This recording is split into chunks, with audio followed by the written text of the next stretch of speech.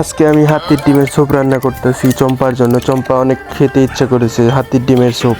তো তেলটা ভেজে এখন ডিমের ভিতরে দিয়ে দিই। ও, এই তো আমার হাতির ডিমের স্যুপ হয়ে গেছে। এই নাও চম্পা, খেয়ে দেখো কিরকম হয়েছে, মজা হয়েছে নাকি দেখো। ওই রাজু, চল চলো খেয়ে আসি। আয় হায়, এটা কিসের পানি পড়লো, গন্ধ। তোমাদের খেয়ে দিয়ে আর কোনো কাজ নেই, সারাদিন ওরে ডাকাডাকি। চম্পা, ওদের কথা বাদ দাও, আমায় 3টা পরীক্ষা দাও, যদি পারি তাহলে বাইরে যেতে দিও। আচ্ছা ঠিক আছে। তোমার পরীক্ষাটা হলে এই রশির উপরে হাঁটতে হবে, হেঁটে এই পার থেকে ওই পার যেতে হবে। আচ্ছা ঠিক আছে, এটা আমার কাছে কোনো ব্যাপারই না, তুমি চেয়ে চেয়ে দেখো খালি।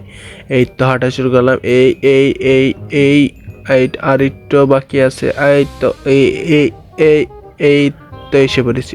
রাজু এটা কিভাবে করলো? বন্ধুরা, নেক্সট পার্ট দেখতে হলে ভিডিওতে একটি লাইক করে চ্যানেলটাকে সাবস্ক্রাইব করে দাও এবং কমেন্টে তোমার নাম লিখে যাও।